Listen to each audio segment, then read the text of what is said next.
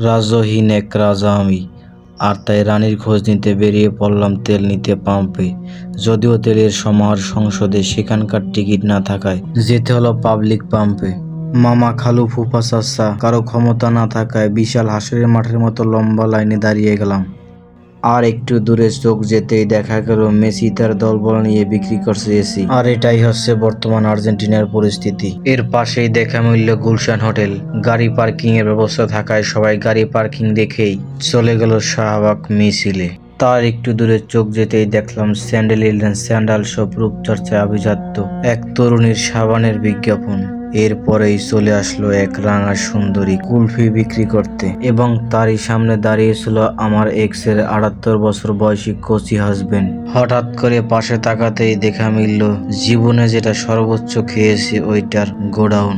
সফলতা যাদের পেছন থেকে বেরিয়ে যাচ্ছে আমার সাথে যোগাযোগ করে, তারা এখান থেকে নিতে পারেন এগুলো। আঙ্গুর ফল টক ভেবে পথচারীদের মতো আমিও লোভ সামলে সামনে চললাম। পকেটে হিসাব মানলেও মনে হিসাব মানতে নারাজ।